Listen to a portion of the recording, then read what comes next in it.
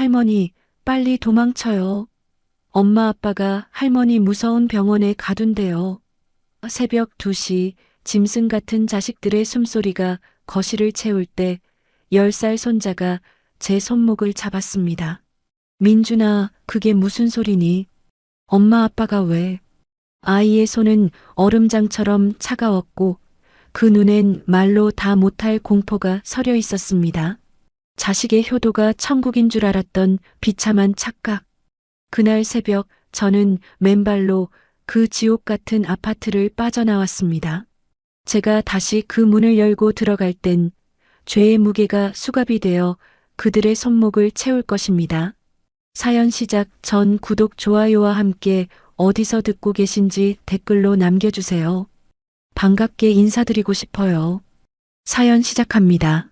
남편의 영정사진 앞에서 멍하니 앉아 향 타는 냄새만 맡고 있었습니다. 아이고 여보, 나를 두고 어디로 그렇게 급하게 갔소? 내가 영정사진 속 남편을 보며 나지막이 응조렸습니다. 진호가 내 어깨를 감싸며 힘없는 목소리로 말했습니다. 어머니, 이제 그만 일어나셔야죠. 기운 차리셔야 합니다. 나는 진호의 손을 잡으며 겨우 몸을 일으켰습니다. 그래, 진호야. 이제 나한테 남은 건 너 하나뿐이구나. 혜영이가 내 팔을 붙잡으며 과장된 목소리로 끼어들었습니다. 아유 어머니, 저희가 있잖아요. 저희가 효도할 테니 걱정 마세요. 혜영이가 내 가방 끈을 슬쩍 잡아당기며 덧붙였습니다. 어머니, 이 가방은 무거우니까 제가 들게요. 인감이 들어서 그런가 아주 묵직하네. 나는 가방을 가슴 쪽으로 바짝 끌어당기며 대답했습니다. 아니다, 혜영아. 이건 너의 아버지가 나한테 직접 맡긴 거라 내가 들고 있어야 해. 혜영이가 입술을 삐죽거리며 진호를 쳐다보았습니다. 여보, 어머니 좀 봐. 제가 도와드린데도 저러신다니까? 진호가 내 눈치를 살피며 부드러운 말투로 제안했습니다.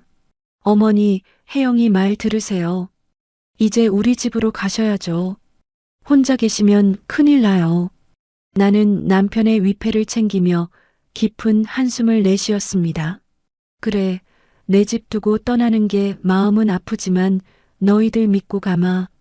아파트 지하 주차장에 도착하자 혜영이가 앞장서며 호들갑을 떨었습니다.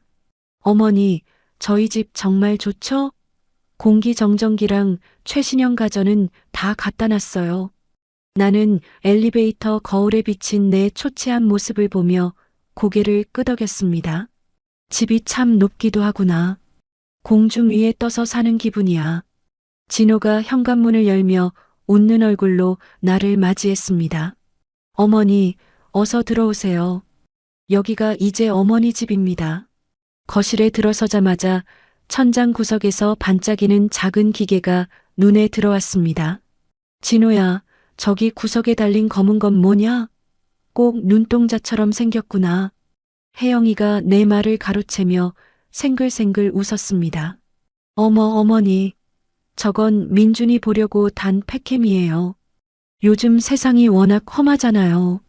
나는 그 렌즈가 나를 따라 움직이는 것 같아 묘한 거부감이 들었습니다. 그래, 세상 참 좋아졌네. 멀리서도 집안을 다 보고 말이야. 혜영이가 나를 구석진 작은 방으로 안내하며 짐을 내려놓았습니다. 어머니, 여기 짐 두시고요. 혈압약 드실 시간이니까 제가 새로 지어온 것 좀 드릴게요. 혜영이가 물컵과 하얀 알약을 들고 다가왔습니다. 혜영아, 원래 먹던 약은 분홍색인데 이건 왜 이렇게 하얗고 크니? 나는 약 모양이 낯설어 유심히 들여다보며 물었습니다. 아유 어머니, 제약회사에서 성분 좋게 새로 리뉴얼해서 나온 거래요. 혜영이가 내 입가에 약을 바짝 들이밀며 재촉했습니다. 어서 드세요 어머니. 이거 드셔야 머리가 맑아지신다니까요. 나는 약을 입에 넣는 척하다가 혜영이가 물러난 사이 혀 밑에 숨겼습니다. 밤이 깊어지자 거실에서 소곤거리는 소리가 문틈으로 새어 들어왔습니다. 나는 숨을 죽이고 문에 귀를 바짝 갖다 댔습니다. 여보, 어머니가 저 가방을 절대 안 놓네. 자는 사이에 빼앗아야지 별 수 있어? 혜영이의 서늘한 목소리에 내 심장이 덜컥 내려앉았습니다. 진호가 낮은 목소리로 대답하는 소리가 이어졌습니다. 진정해. 강 원장한테 말해서 치매 진단서 떼는 건 일도 아니라고 했어. 나는 내 귀를 의심하며 손으로 입을 막았습니다. 치매 판정만 나면 법원에서 바로 성년후견인 지정해 줄 거야. 그럼 건물은 우리 거지. 혜영이가 낄낄거리며 웃는 소리가 꼭 짐승의 울음소리처럼 들렸습니다. 아이고, 진호야. 네가 어떻게 나한테 이럴 수가 있니? 어떻게? 나는 바닥을 짚은 손을 덜덜 떨며 독백처럼 중얼거렸습니다. 그때 방문이 소리 없이 열리며 민준이가 들어왔습니다. 민준이가 내 손목을 꼭 잡으며 아주 작은 목소리로 속삭였습니다. 할머니, 할머니, 빨리 도망쳐요. 제발요.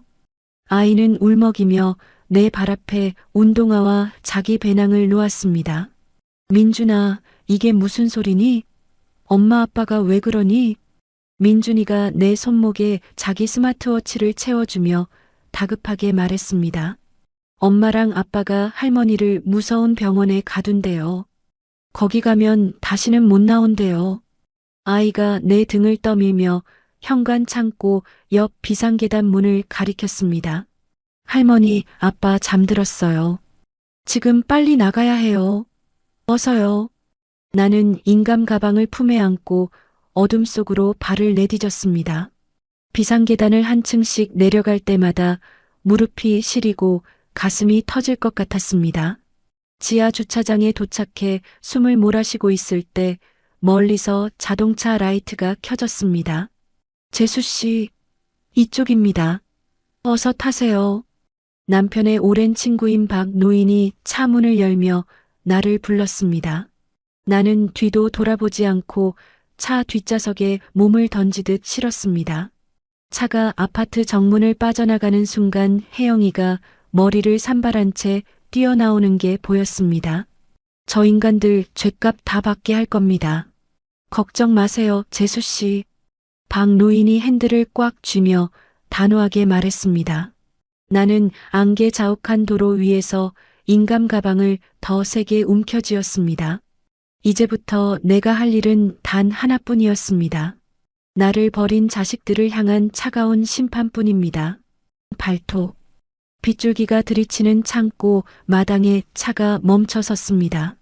박 노인이 운전석 문을 열고 급히 내려 뒷좌석 문을 열어주며 말했습니다. 재수 씨, 어서 내리세요. 비가 더 굵어지기 전에 안으로 들어가야 합니다. 나는 젖은 운동화 바닥이 지늘게 미끄러지는 것을 겨우 버티며 차에서 내렸습니다. 박 형사님, 여기가 어디인가요? 사방이 칠흑처럼 어두워서 아무것도 안 보여요. 내가 박 노인의 젖은 셔츠 소매를 꼭 붙잡으며 주위를 살폈습니다.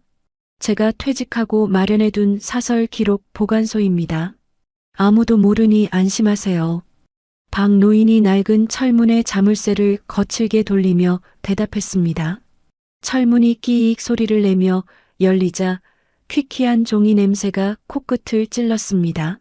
아이고, 먼지가 왜 이렇게 많나? 재수 씨, 여기 이 의자에 잠시 앉으세요. 박 노인이 먼지 쌓인 의자를 손바닥으로 대충 털어내며 나를 안내했습니다. 나는 가슴에 품은 가방을 무릎 위에 올려두고 주변을 둘러보았습니다.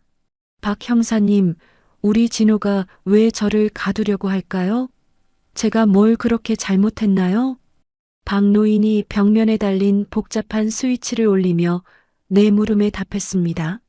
재수 씨가 잘못한 게 아닙니다. 돈에 눈이 먼 그놈들이 미친 거죠. 갑자기 윙 하는 기계 소음이 들리더니 창고 안에 전등이 하나둘 켜졌습니다. 자, 이제 외부 전파는 다 차단됐습니다. 위치 추적은 꿈도 못 꿀 겁니다. 박 노인이 내 손에 쥐어있던 휴대전화를 가져가며 돋보기 안경을 썼습니다. 박 형사님, 전화기는 왜 보시는 건가요? 누구한테 연락이라도 왔나요? 내가 불안한 마음에 박 노인의 곁으로 바짝 다가앉으며 물었습니다. 혜영이 그 독한 년이 여기에 위치 추적 앱을 몰래 깔아놨을 겁니다.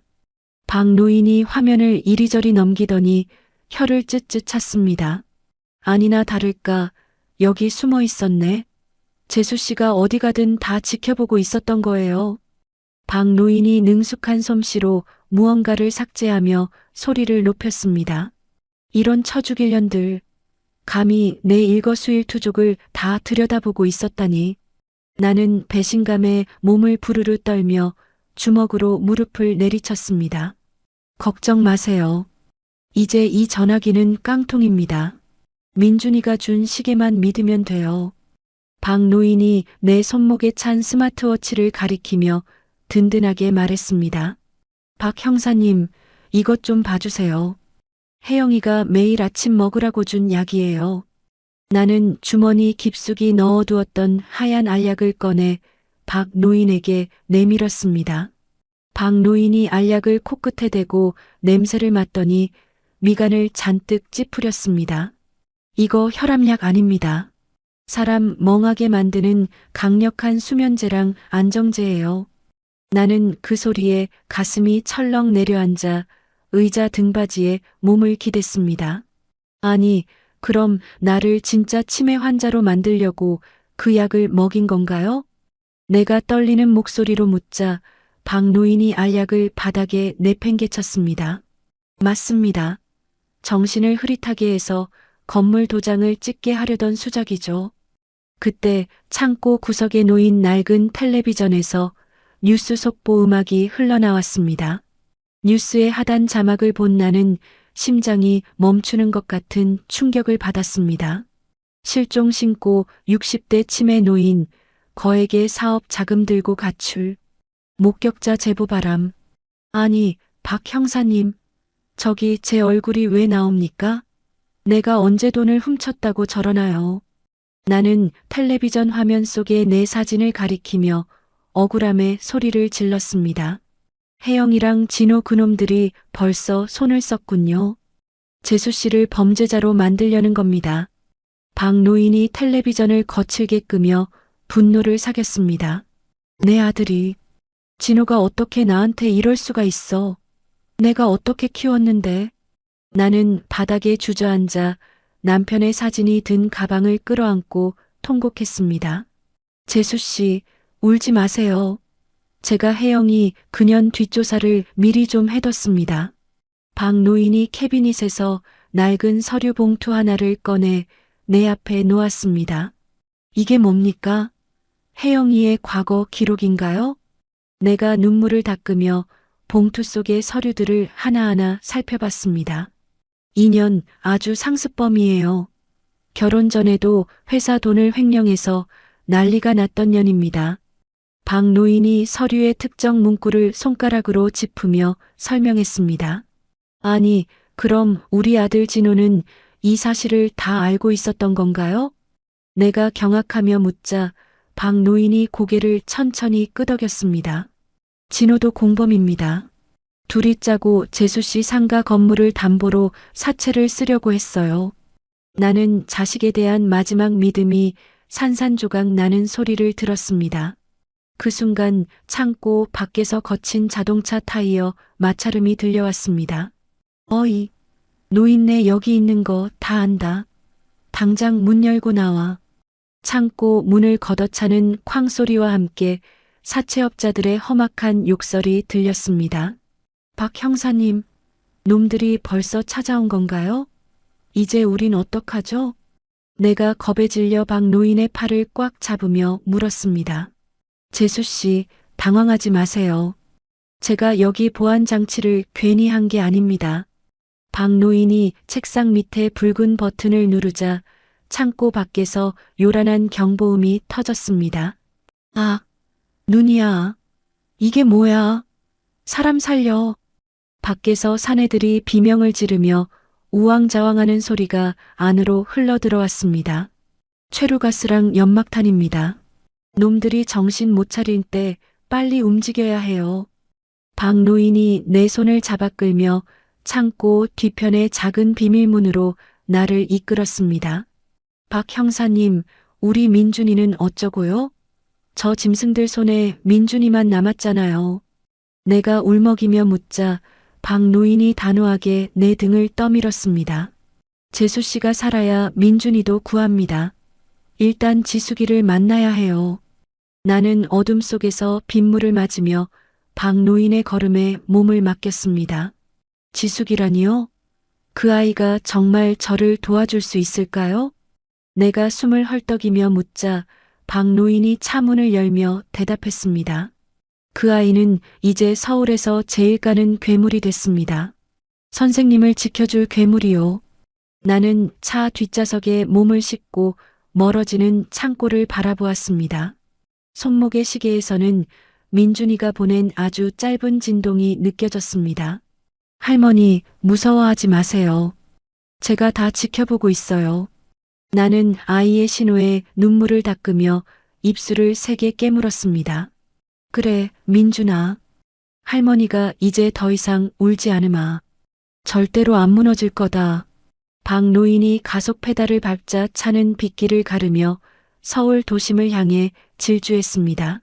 창밖의 안개는 여전히 자욱했지만 내 눈앞에는 복수라는 선명한 길이 보이기 시작했습니다. 끝에 48시간. 아파트 거실 소파에 앉은 안사돈이 거만하게 다리를 꼬며 며느리 혜영이를 향해 삿대질했습니다. 야, 혜영아. 그 노인네가 제 발로 나갔으니 오히려 잘된 거 아니냐? 안사돈이 화려한 금반지를 만지작거리며 혜영이에게 물었습니다. 엄마, 그게 무슨 소리야? 인감도장을 통째로 들고 튀었다니까. 혜영이가 머리를 쥐어뜯으며 신경질적으로 소리를 질렀습니다. 아유, 이 등신아.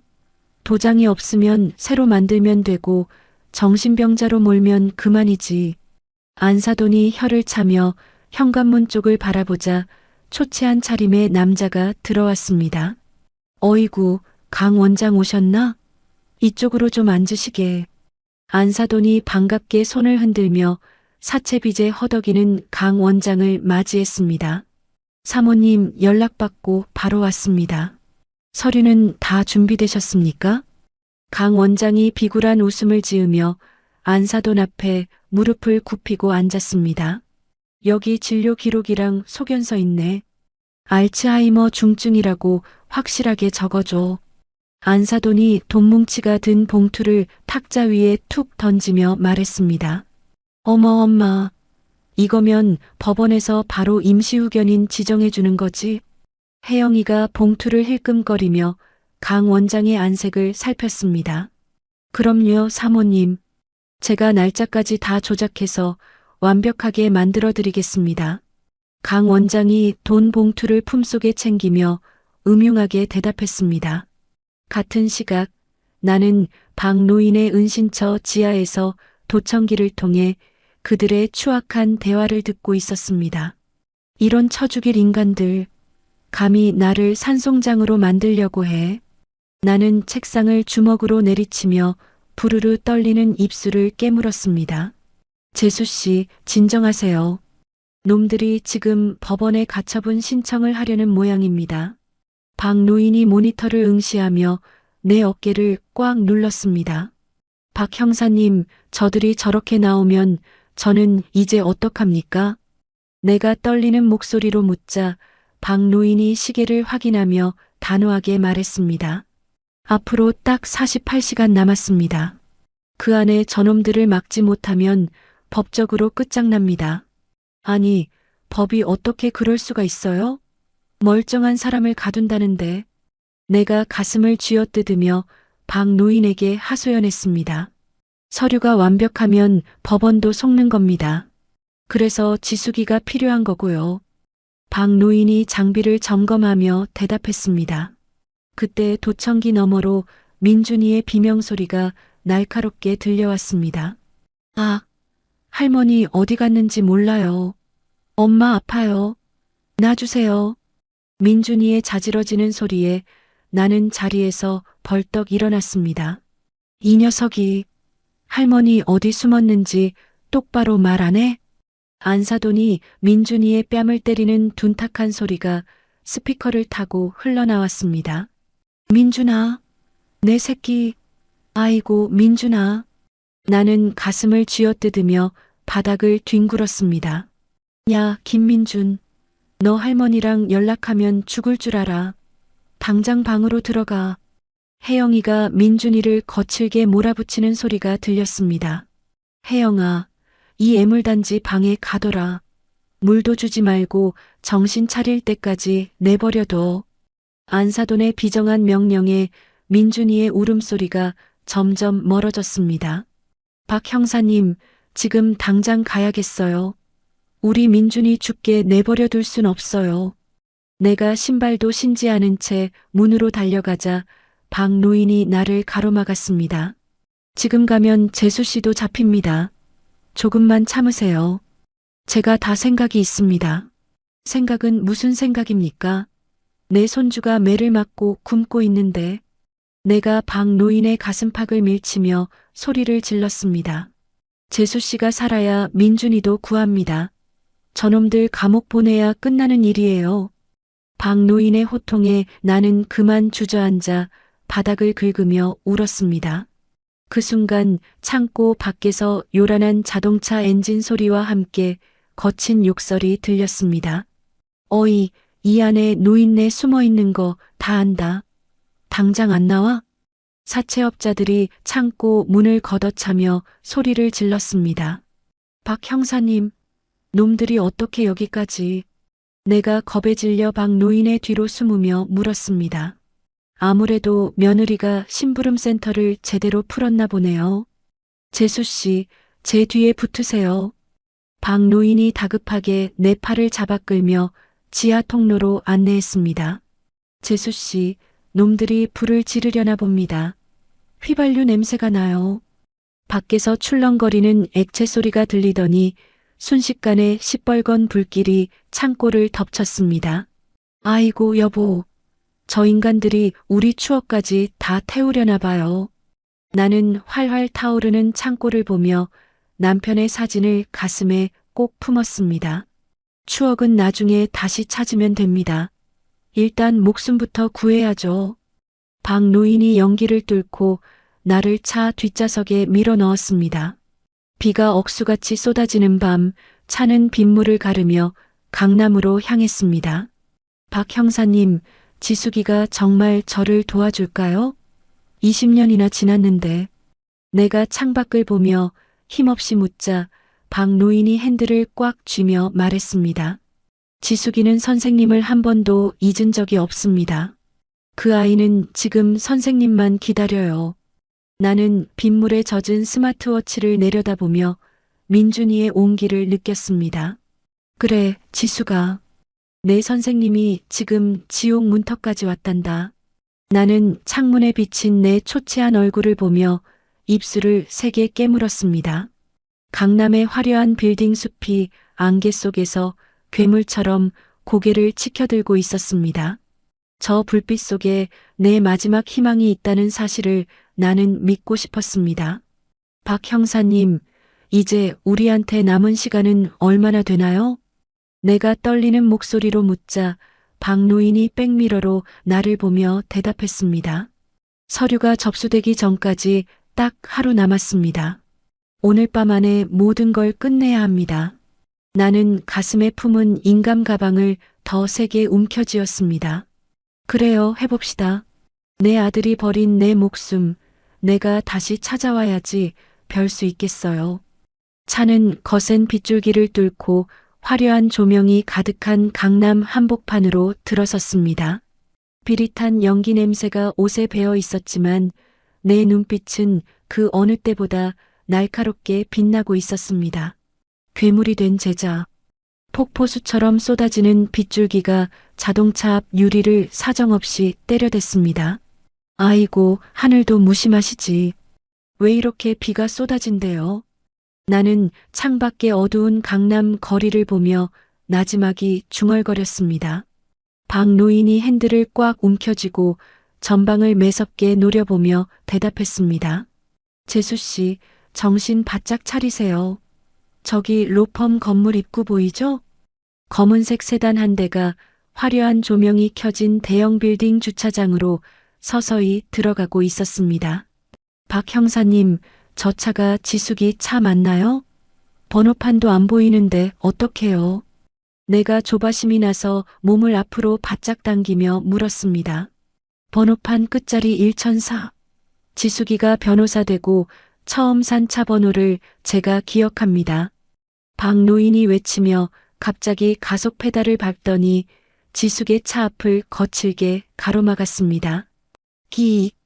타이어 타는 냄새와 함께 비명 같은 마찰음이 빗소리를 뚫고 울려 퍼졌습니다. 쿵. 소리와 함께 우리 차 뒷부분이 지숙의 차 범퍼를 들이받았습니다. 아이고, 박 형사님, 이게 무슨 짓입니까? 사람 잡겠어요. 내가 앞 좌석 시트를 붙잡으며 비명을 지르자 박 노인이 차 문을 박차고 나갔습니다. 어쩔 수 없습니다. 이렇게라도 안 하면 지숙이 얼굴 보기 하늘의 별 따기예요. 검은 세단에서 세련된 정장 차림의 여자가 우산을 받쳐들고 차에서 내렸습니다. 이봐요. 운전을 어떻게 하시는 거예요? 지금이 어떤 시간인 줄 알아요? 지숙이 인상을 찌푸리며 빗물에 젖은 구두를 보더니 날카롭게 쏘아붙였습니다. 지수가 나다. 박 형사 기억 안 나니?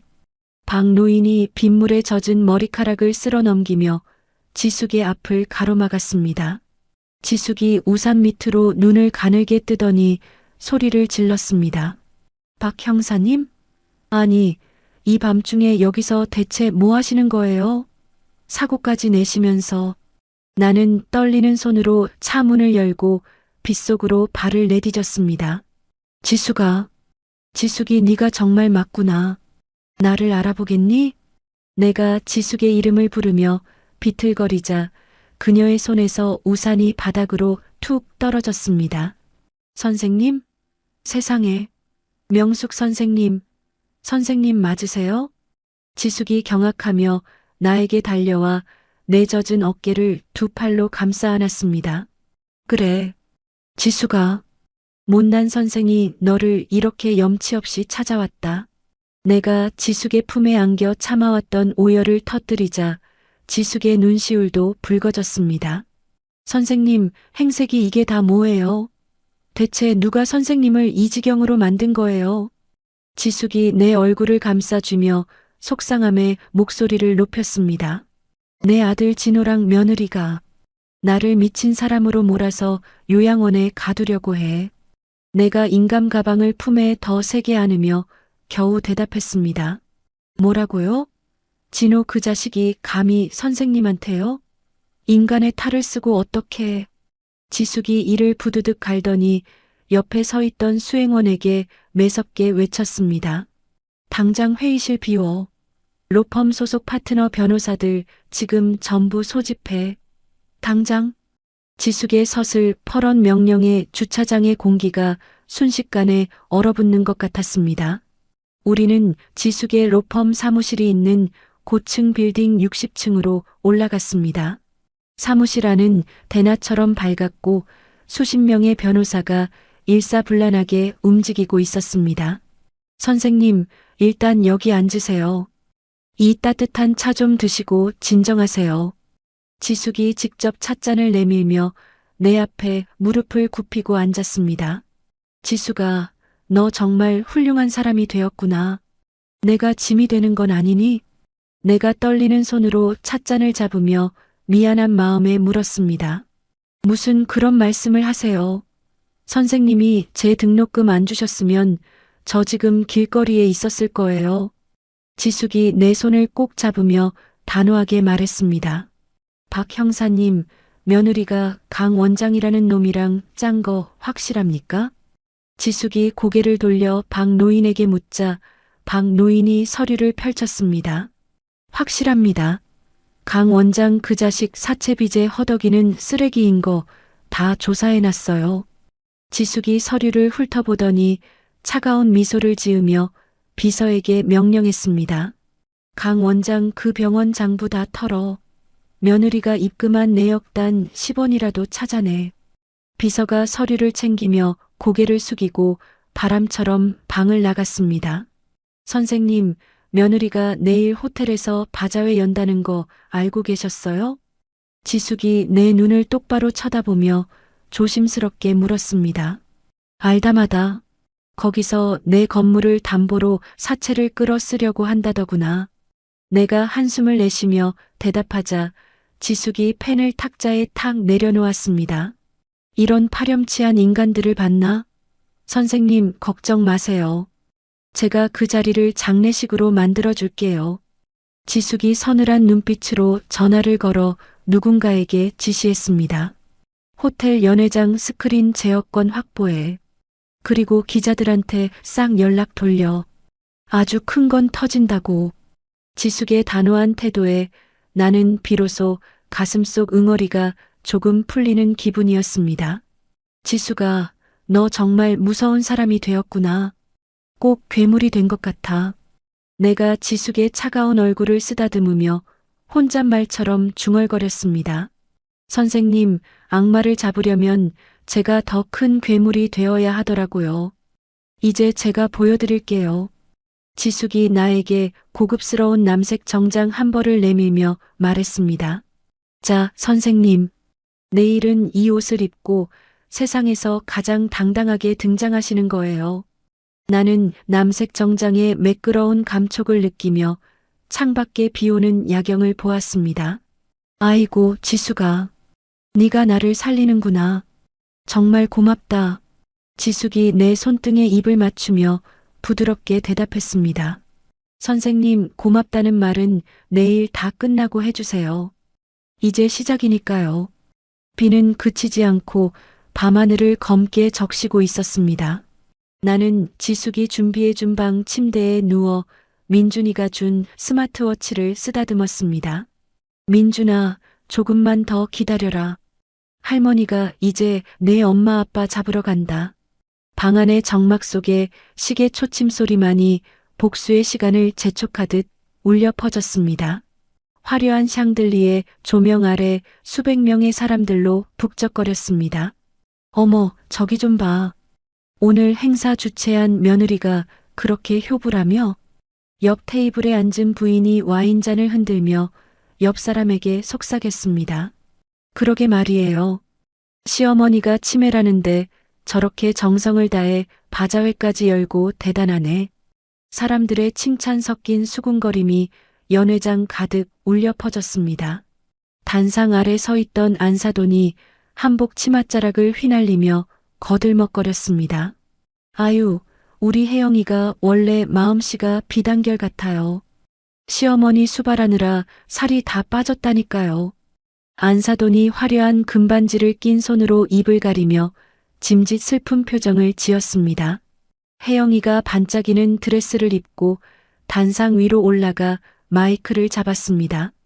귀빈 여러분, 바쁘신 와중에 저희 어머니를 위한 뜻깊은 자리에 오셔서 정말 고맙습니다. 혜영이가 눈가에 손을 대며 울먹이는 신용을 하자 여기저기서 탄식이 터져 나왔습니다.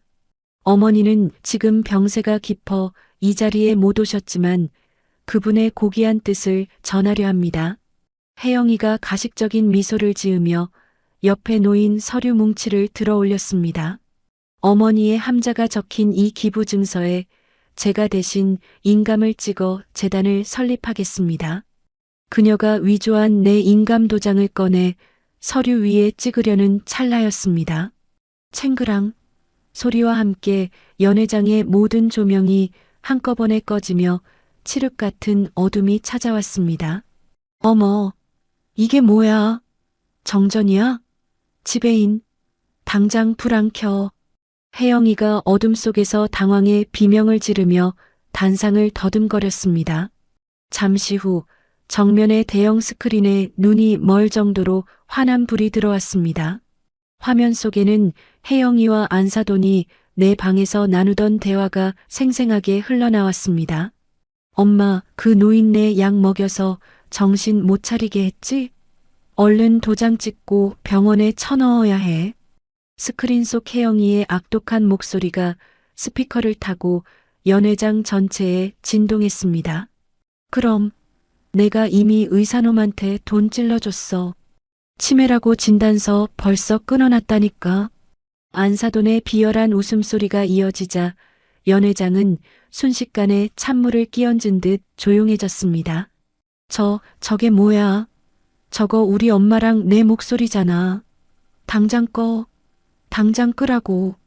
혜영이가 단상 위에서 발을 동동 구르며 마이크를 집어던졌습니다.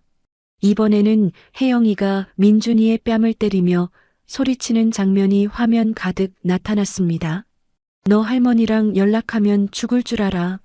너도 저 노인네처럼 요양원에 갇히고 싶어? 사람들이 경악하며 혜영이를 향해 손가락질을 하기 시작했습니다. 세상에, 저게 사람이야? 아이까지 학대하고 시어머니를 가두려고 했다니. 끔찍해라. 연회장 뒷문이 활짝 열리며 환한 조명이 입구를 비췄습니다. 나는 지숙이가 준비해준 남색 정장을 입고 박 노인의 부축을 받으며 당당하게 걸어 들어갔습니다. 누가 치매라고? 누가 내 재산을 내 마음대로 기부한다는 거야. 내가 단상 앞까지 걸어가 혜영이를 매섭게 노려보며 호통을 쳤습니다. 어머니, 여길 어떻게? 분명히 도망갔는데. 박 형사, 당신이 왜 여기 있어? 혜영이가 사시나무 떨듯 떨며 뒤로 물러나다 단상 모서리에 부딪혔습니다. 이 독사 같은 년아, 네가 나한테 먹인 게 혈압약이 아니라 수면제였다며. 나는 단상 위로 성큼성큼 올라가 혜영이의 멱살을 쥐고 흔들었습니다. 말해봐. 네가 내 아들 진호랑 짜고 나를 산송장 만들려고 했지.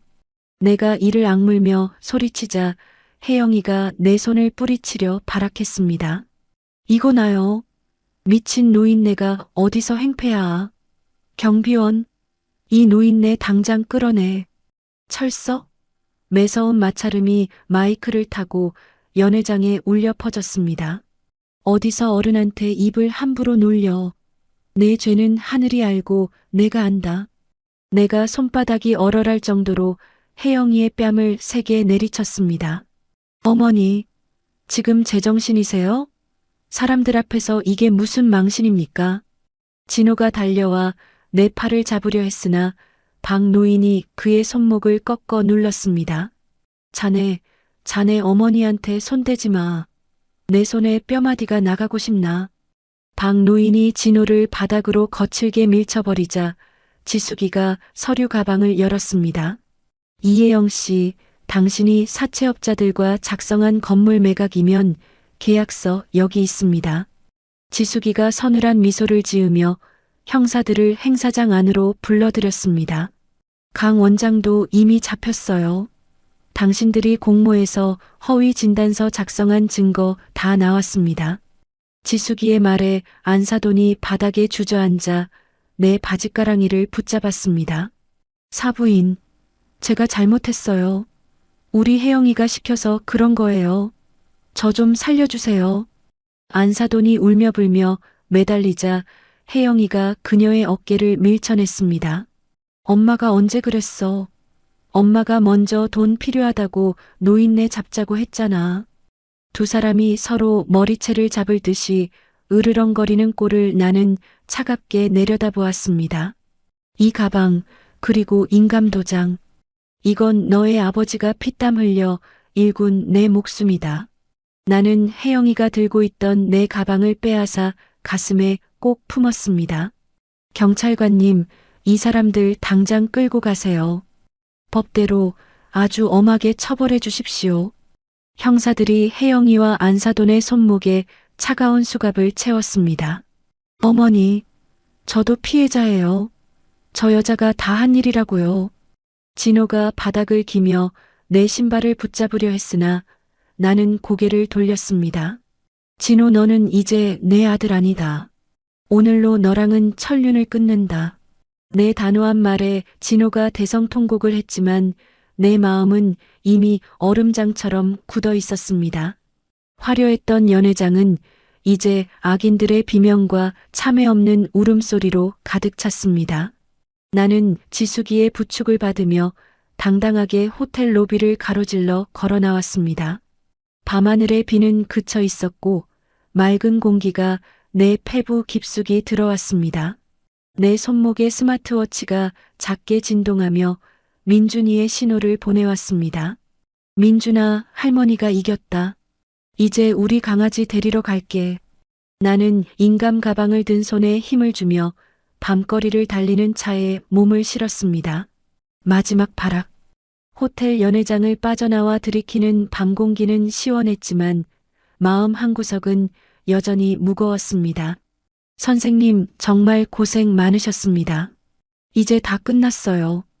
지숙이가 내 손을 꼭 잡으며 안심시키듯 미소를 지어 보였습니다. 그래, 지숙아. 내 덕분에 내가 다시 숨을 쉬는구나. 내가 안도의 한숨을 내쉬는 순간 지숙이의 휴대전화가 요란하게 울려 퍼졌습니다. 지숙이가 전화를 받자마자 얼굴이 하얗게 질리며 내 손을 꽉 움켜쥐었습니다. 뭐라고요? 지금 그게 사실입니까? 어디서요? 지숙이의 날카로운 외침에 내 가슴이 다시 방망이질 치기 시작했습니다. 지수가 왜 그러니? 무슨 일이 생긴 거야? 내가 다급하게 묻자 지숙이가 입술을 바르르 떨며 대답했습니다. 선생님, 큰일 났습니다. 민준이가 사라졌답니다. 그 소리에 눈앞이 캄캄해지며 세상이 빙글빙글 돌았습니다. 뭐라고? 민준이가 왜? 분명히 학교 앞에 박 형사님이 사람 보내놨다며. 내가 지숙이의 어깨를 붙잡고 비명을 지르듯 물었습니다. 진호 그 자식이 집행유예로 풀려나자마자 학교 앞으로 가서 민준이를 억지로 태웠대요. 지숙이가 비서에게 소리를 지르며 차를 대기시키라고 명령했습니다. 이런 쳐 죽일 놈, 제 자식을 유괴해? 진호가 정말 미쳤구나. 박 노인이 주먹으로 차보닛을 쾅 내리치며 욕설을 뱉었습니다. 그때 내 손목에 찬 스마트워치에서 요란한 알람 소리와 함께 통화가 연결되었습니다. 어머니, 지금 제 말 잘 들으세요. 민준이 살리고 싶으면 당장 서류 들고 오세요. 스피커 너머로 들려오는 진호의 목소리는 이미 사람이 아닌 짐승의 것이었습니다. 진호야, 너 미쳤니? 민준이가 무슨 죄라고 이래. 당장 아이 내놔.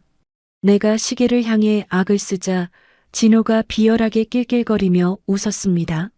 나 지금 사채업자들한테 목숨이 간당간당해요. 신체 포기 각서까지 썼다고요. 이 나쁜 놈아. 그래서 제 자식을 담보로 잡겠다는 거냐? 내가 가슴을 쥐어뜯으며 소리치자 진호가 더 크게 소리를 질렀습니다. 어머니가 상가 건물만 넘겼어도 이 지경은 안 됐어요. 다 어머니 때문이야. 시계 너머로 민준이의 자지러지는 울음소리가 희미하게 들려왔습니다. 할머니 살려주세요. 아빠가 너무 무서워요. 민준이의 절규에 나는 그만 바닥에 주저앉아 통곡을 시작했습니다. 민준아, 아이고 내 새끼. 진호야, 제발 멈춰라. 내가 다 줄게. 다 준다고. 지금 당장 인감이랑 권리증 들고 제가 말하는 곳으로 혼자 오세요. 안 그러면 나도 죽고 민준이도 끝장입니다. 뚝소리와 함께 통화가 끊기자 나는 심장이 조여드는 통증을 느끼며 쓰러졌습니다. 선생님 정신 차리세요. 혈압이 너무 높아요. 지숙이와 박 노인이 나를 붙잡고 비명을 질렀지만 의식은 점점 멀어져 갔습니다. 응급실 침대에 누워 눈을 떴을 때 가장 먼저 보인 것은 하얀 천장과 지숙이의 눈물이었습니다. 선생님, 깨어나셨어요?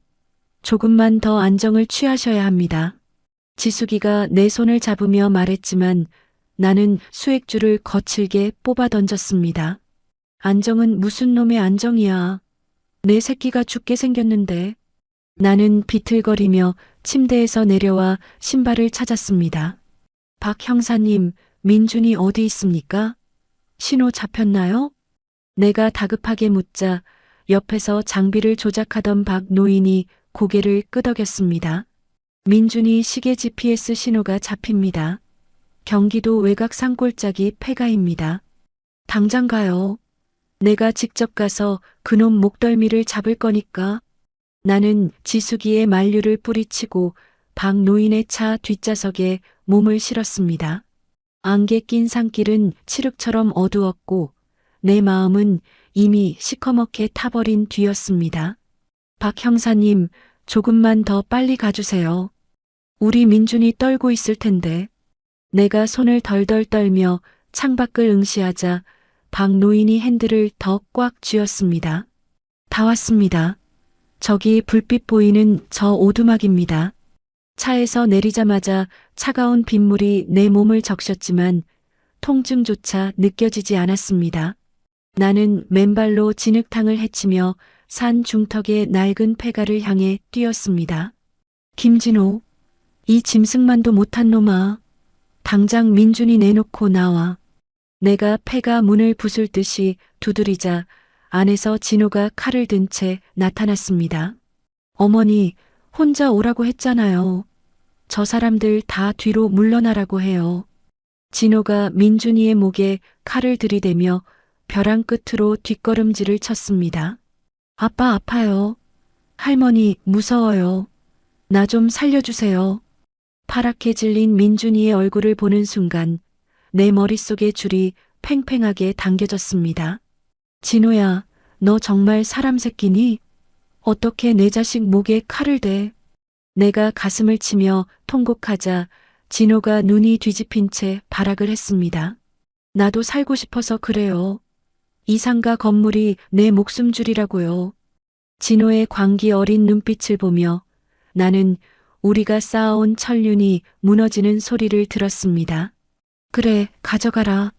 이 가방 안에 네가 원하는 거 다 들었어. 나는 남편의 유산이 든 가방을 진호의 발치로 힘껏 던졌습니다. 진호가 가방을 줍기 위해 한눈을 판 그 짧은 찰나였습니다. 민준아, 지금이야. 할머니한테 뛰어. 내 외침에 민준이가 진호의 손을 뿌리치고 나를 향해 필사적으로 달렸습니다. 이런 젠장, 거기 안 서. 진호가 다시 민준이를 잡으려 칼을 휘두르며 달려들었습니다. 그 순간 매복해 있던 박 노인과 경찰들이 진호를 덮쳐 바닥으로 눌러버렸습니다. 아, 내 돈, 내 권리증, 이거 이거 다 내 거야. 진흙바닥에 얼굴이 박힌 채 진호가 짐승처럼 울부짖었습니다. 나는 민준이를 품에 꼭 안고 빗속에서 함께 주저앉아 목 놓아 울었습니다. 민준아, 미안하다. 할머니가 너를 이런 지옥에 두게 해서 정말 미안해. 내 품에서 떨고 있는 아이의 작은 심장 소리가 내 가슴을 미어지게 했습니다. 저 멀리서 사이렌 소리가 안개를 가르며 처량하게 다가오고 있었습니다. 나는 밧줄에 묶여 끌려가는 아들의 뒷모습을 보며 싸늘하게 고개를 돌렸습니다. 부서진 천륜의 조각들이 빗물에 씻겨 어둠 속으로 사라지고 있었습니다. 뜨거운 단죄, 민준이가 깨어난 병실 안은 소독약 냄새와 무거운 정적만이 가득했습니다. 아이의 창백한 손을 잡고 밤을 새운 내 눈은 핏발이 서서 따가웠습니다. 할머니 어디 안 갔죠? 저버린 거 아니죠? 민준이가 힘겹게 눈을 뜨며 내 손가락을 꼭 쥐고 물었습니다. 그래, 민준아. 이 할머니 여기 있다. 이제 아무데도 안 갈 거야. 나는 아이의 이마를 짚어주며 억지로 미소를 지어 보였습니다. 아빠가 너무 무서워요. 엄마도 나보고 할머니처럼 병원 보낸다고 했어요. 민준이가 내 품으로 파고들며 몸을 떨자 내 가슴은 갈기갈기 찢어지는 것 같았습니다. 걱정 마라. 그 인간들 다시는 너 못 보게 할머니가 아주 먼 곳으로 치워버릴 거다. 내가 이를 악물고 다짐할 때 지숙이가 서류 가방을 들고 문을 열었습니다. 선생님, 민준이 상태는 좀 어때요? 잠은 좀 잤나요? 지숙이가 안경을 고쳤으며 침대 옆 의자에 앉아 물었습니다. 방금 깨어났어. 자면서도 계속 비명을 지르는데 내 가슴이 도려나가는 것 같구나. 내가 수건으로 민준이의 식은 땀을 닦아주며 대답했습니다. 이미 유괴와 학대 증거가 완벽해요. 제가 무조건 친권 박탈까지 이끌어낼 테니 걱정 마세요. 지숙이가 서류를 내밀며 단호한 목소리로 나를 안심시켰습니다. 지수가 친권 박탈이라는 게 정말 가능한 거니? 내 아들이지만 인간이 아니야. 내가 지숙이의 눈을 똑바로 보며 묻자 그녀가 내 손을 꽉 잡았습니다. 그럼요. 자식 목에 칼을 들이댄 순간 부모로서의 권리는 끝난 겁니다. 선생님, 그때 병실 밖 복도에서 안사돈의 날카로운 비명소리가 들려왔습니다. 사부인 안에 있는 거 다 알아요. 저 좀 만나주세요. 안사돈이 형사들에게 끌려가면서도 병실 문을 발로 차며 악을 썼습니다. 이 여편네가 어디라고 와서 행패야. 당장 여기서 안 나가. 박노인이 복도에서 소리를 지르며 안사돈의 앞을 가로막는 소리가 들렸습니다. 나는 민준이의 귀를 막아주고 문을 열어 밖으로 나갔습니다. 사부인, 당신 딸이 내 손자 목에 칼을 들이대라고 시켰다며? 그게 사람입니까? 내가 바닥에 주저앉아 통곡하는 안사돈을 차갑게 내려다보았습니다. 아이고, 사부인. 제가 잘못했어요. 우리 혜영이가 제정신이 아니라서 그런 거예요. 안사돈이 내 바짓가랑이를 붙잡으며 눈물 콧물을 쏟아냈습니다. 제정신이 아니라고요?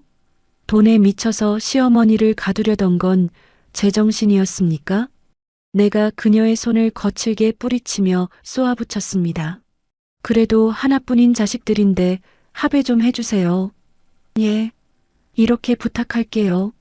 안사돈이 복도 바닥에 머리를 찌우며 연기를 시작했습니다. 합의? 꿈도 꾸지 마세요. 당신이랑 당신 딸 그리고 내 아들까지 다 감옥 보낼 겁니다. 나는 박노인을 향해 고개를 끄덕이며 차갑게 말했습니다. 박 형사님, 이 사람 당장 끌어내주세요. 우리 민준이 놀랍니다. 걱정 마세요. 재수 씨, 이 악질 인간들 내 눈앞에서 다 치워버릴 테니까요. 박노인이 안사돈의 팔을 낚아채 복도 끝으로 끌고 나갔습니다. 시간은 쏜살같이 흘러 마침내 최종 선고가 내려지는 재판날이 밝았습니다. 수의를 입고 피고인석에 앉은 진호와 혜영이는 서로를 죽일 듯이 노려보았습니다. 판사님, 저는 정말 억울합니다. 다 저 여자가 시켜서 억지로 한 일이에요. 진호가 수갑찬 손을 휘두르며 옆에 앉은 혜영이를 가리켰습니다. 뭐라고? 당신이 사업 망해놓고 돈 필요하다고 나한테 징징거렸잖아. 이 비겁한 인간아. 혜영이가 진호를 향해 침을 뱉을듯이 악을 쓰며 대들었습니다. 조용히 하세요. 피고인들은 자중하십시오. 여기가 시장판인 줄 압니까? 판사가 법봉을 강하게 3번 두드리며 장례를 정돈했습니다. 나는 지숙이의 부축을 받으며 증인석에 올라가 자식들을 내려다보았습니다. 증인, 피고인들의 범행에 대해 마지막으로 하실 말씀이 있습니까? 판사가 엄숙한 표정으로 나에게 질문을 던졌습니다. 판사님, 저들은 부모가 아닙니다. 그저 돈에 영혼을 판 짐승들일 뿐입니다. 내 목소리는 떨렸지만 법정 안에 누구보다 단호하고 또렷했습니다. 내 아들이지만 법이 허용하는 가장 무거운 벌을 내려주십시오. 그게 제 마지막 소원입니다. 진호가 나를 보며 엄마, 어떻게 나한테 이래? 라고 비명을 질렀습니다. 나는 그 외침을 못 들은 척 고개를 돌려 지숙이를 바라보았습니다. 판사가 서류를 넘기며 마침내 판결문을 낭독하기 시작했습니다. 피고인 이혜영, 존속 학대 및 사문서 위조 혐의로 징역 5년에 처한다. 혜영이가 바닥에 주저앉아 머리를 감싸 쥐었지만 아무도 동정하지 않았습니다. 피고인 김진호 아동 유괴 및 살인 미수 혐의로 징역 8년에 처한다. 진호가 넋이 나간 표정으로 나를 바라보았지만 내 가슴엔 찬바람만 불었습니다. 또한 두 피고인의 친권을 박탈하며 피해자 김민준에 대한 영구 접근 금지를 명령한다. 판사의 최종 선고가 내려지는 순간 나는 가슴에 품은 인감 가방을 꽉 움켜쥐었습니다. 선생님, 이제 정말 다 끝났어요. 이제 민준이랑 행복해질 일만 남았습니다. 지숙이가 내 어깨를 감싸 안으며 위로하자 나는 비로소 뜨거운 눈물을 흘렸습니다. 지수가 정말 고맙다. 너 아니었으면 나는 저 지옥에서 못 나왔을 게야. 법정을 빠져나오자 밝은 햇살이 내 얼굴을 따뜻하게 비춰주었습니다. 재수 씨, 저놈들 이제 세상빛 보려면 한참 멀었습니다. 속이 다 시원하네요. 박 노인이 내 가방을 대신 들어주며 든든하게 웃어 보였습니다. 우리는 민준이가 기다리는 병원으로 향하며 지독했던 배신의 고리를 끊어냈습니다. 이제 나를 괴롭히던 안개는 거치고 선명한 태양만이 우리 앞길을 비추고 있었습니다. 세 마디. 남편과 처음 신혼살림을 차렸던 작은 마당이 있는 집으로 돌아온 지도 벌써 1년이 지났습니다. 마당에 심어둔 수국이 탐스럽게 피어올라 담장 너머로 고개를 내밀고 있었죠. 된장찌개에 끓는 구수한 냄새가 온 집안에 퍼지는 평화로운 아침이었습니다. 할머니, 저 학교 다녀오겠습니다. 민준이가 의젓하게 교복 가방을 메고 현관으로 나오며 활짝 웃었습니다. 그래, 민준아. 잠깐만 이리 와서 할머니 얼굴 좀 보자. 나는 민준이의 흐트러진 넥타이를 매만져주며 뭉클한 마음을 꾹 눌렀습니다. 오늘 방과 후에 재단에서 아이들 만나는 거 잊지 않았지? 민준이의 눈빛이 예전에 그 겁에 질린 어린아이가 아니어서 참으로 다행이었습니다. 그럼요. 제가 직접 고른 동화책들도 다 챙겨놨어요. 할머니랑 같이 장학금 주는 날이잖아요. 민준이가 주먹을 불끈 쥐며 씩씩하게 대답하는 모습에 나는 절로 미소가 지어졌습니다. 기특하구나. 이따가 박 형사님 차 타고 재단으로 바로 오너라. 내가 아이의 머리를 쓰다듬자 대문 밖에서 경적 소리가 2번 울렸습니다. 재수씨, 민준아, 얼른 나와라. 늦겠다. 박 노인이 대문을 열고 들어오며 마당에 떨어진 낙엽을 빗자루로 쓱쓱 쓸어냈습니다. 박 형사님, 아침부터 고생이 많으십니다. 저 청소는 제가 해도 되는데 또 오셨네요. 내가 신발을 신고 마당으로 나가며 고마운 마음에 손사래를 쳤습니다. 아유, 재수 씨도 참. 운동 삼아 하는 거니까 신경 쓰지 마세요. 이 집 보안 장비는 제가 다 점검해 놨습니다. 박 노인이 빗자루를 내려놓으며 든든하게 웃어 보였습니다. 그때 담장 밖에서 세련된 엔진 소리가 들리더니 지숙이가 들어왔습니다. 선생님, 저 왔어요. 오늘 재단 창립 기념일인데 제가 빠질 수 없죠. 지숙이가 화사한 정장 차림으로 카네이션 꽃바구니를 들고 마당으로 걸어 들어왔습니다. 지수가 바쁜 사람이 뭐하러 여기까지 오니? 사무실로 바로 가도 되는데 말이야. 내가 지숙이의 손을 잡으며 반갑게 맞이했습니다. 무슨 말씀을 하세요? 선생님이 만드신 재단인데 제가 제일 먼저 와야죠. 지숙이가 마당 의자에 앉아 있는 민준이에게 다가가 윙크를 보냈습니다. 민준아, 공부는 잘하고 있지? 너 나중에 나처럼 멋진 변호사 될 거라며? 지숙이의 물음에 민준이가 수줍게 웃으면서도 당차게 대답했습니다. 네, 저도 지숙이 누나처럼 할머니 지키고 어려운 아이들 돕는 사람 될 거예요. 민준이의 대답에 마당은 순식간에 기분 좋은 웃음바다가 되었습니다. 나는 거실 한 구석에 놓인 남편의 영정 사진을 바라보며 조용히 의졸였습니다. 여보, 당신이 보고 싶어 했던 우리 민준이가 이렇게 잘 컸어요. 지숙이랑 박 형사님도 가족처럼 곁에 있고요. 남편의 사진 속 얼굴이 오늘따라 유난히 환하게 미소 짓는 것 같아 나도 모르게 눈물이 핑 돌았습니다. 선생님, 저기 선반 위에 있는 상자는 아직도 그대로네요? 지숙이가 거실 구석에 놓인 낡은 나무 상자를 가리키며 물었습니다. 아, 저건 진호랑 혜영이가 감옥에서 보낸 편지들이다. 내가 담담하게 대답하자 박 노인이 혀를 차며 인상을 찌푸렸습니다.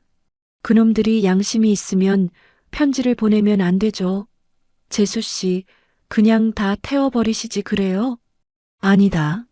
저것도 민준이의 과거인데 내가 마음대로 버릴 순 없지. 나중에 이 아이가 어른이 되면 그때 직접 읽으라고 줄게야. 내 말에 민준이가 내 손을 꼭 잡으며 고개를 가로저었습니다. 할머니, 저는 저거 안 봐도 돼요. 지금 할머니랑 이렇게 사는 게 세상에서 제일 좋아요. 민준이의 따뜻한 손길이 내주름진 손등에 온기를 불어넣어 주었습니다. 민준아, 그래도 할머니가 너한테 꼭 가르쳐주고 싶은 말이 있단다. 나는 민준이를 무릎에 앉히고 지숙이와 박 노인을 둘러보며 입을 열었습니다. 사람이 살아가면서 가장 아껴야 할 말이 세 가지가 있어. 이걸 절대 잊지 말아야 해. 민준이가 눈을 반짝이며 내 입술을 유심히 바라보았습니다. 그게 뭔데요, 할머니? 저도 다 외워서 매일매일 할게요. 나는 먼저 민준이의 눈을 똑바로 보며 차분하게 말했습니다. 첫 번째는 미안하다는 말이다. 잘못을 했을 때 고개를 숙일 줄 아는 게 진짜 용기란다. 민준이가 고개를 끄덕이자 나는 지숙이와 박 노인을 바라보며 환하게 웃었습니다. 두 번째는 고맙다는 말이야. 내 곁에 있는 사람들이 당연한 게 아니라는 걸 늘 기억해야 해. 지숙이가 내 손을 꽉 잡으며 눈시울을 붉혔습니다. 선생님, 제가 더 고맙죠. 저를 다시 사람 만들어주신 건 선생님이신걸요. 나는 마지막으로 민준이를 품에 꼭 안고 가슴 깊은 곳에서 나오는 진심을 전했습니다. 그리고 마지막은 사랑한다는 말이다. 이 말이 우리를 그 지옥에서 꺼내준 가장 큰 힘이었어. 민준이가 내 품에 안겨 할머니, 정말 사랑해요. 라고 외치자 모두의 얼굴에 평온한 미소가 번졌습니다. 자, 이제 다들 갑시다. 아이들이 우리를 기다리고 있겠어요. 박 노인이 앞장서서 대문을 활짝 열자 환한 햇살이 마당 가득 쏟아져 들어왔습니다. 나는 남편의 인감 가방이 있던 자리를 다시 한번 확인한 뒤 가벼운 발걸음으로 집을 나섰습니다. 그 가방은 이제 무거운 짐이 아니라 누군가를 살리는 따뜻한 희망이 되어 세상으로 흘러갈 것입니다. 수국 향기가 바람을 타고 우리 뒤를 기분 좋게 따라오고 있었습니다. 나는 민준이의 손을 꼭 잡고 찬란한 태양 아래로 힘차게 걸음을 옮겼습니다. 우리의 진짜 이야기는 이제부터가 진짜 시작이었습니다. 오늘 명숙 할머니의 사연 어떻게 들으셨나요? 가장 믿었던 자식에게 배신당하는 것만큼 가슴 아픈 일은 없을 겁니다. 하지만 할머니는 끝내 무너지지 않았습니다. 손자의 용기 있는 고백과 자신을 잊지 않았던 제자의 도움으로 빼앗길 뻔한 자신의 삶과 존엄을 당당하게 되찾으셨지요. 할머니가 마지막에 강조하신 세 마디 미안하다, 고맙다, 사랑한다는 사실 우리를 지탱하는 가장 강력한 뿌리일지도 모릅니다. 돈과 욕심에 눈이 멀어 이 평범한 말들을 잊어버리는 순간 가장 소중한 천륜조차 지옥으로 변한다는 것을 우리는 보았습니다. 여러분 곁에는 이 세 마디를 마음 편히 나눌 수 있는 소중한 분들이 계신가요? 혹시 마음속에만 담아두고 차마 전하지 못한 말이 있다면 오늘은 늦지 않게 용기 내어 전해보시는 건 어떨까요? 명숙 할머니와 민준이가 되찾은 그 따뜻한 햇살이 여러분의 삶에도 언제나 가득하시길 진심으로 기원합니다. 이야기를 끝까지 들어주신 분이 계시다면 잘 들었다고 구독과 댓글 하나만 남겨주세요. 감사합니다.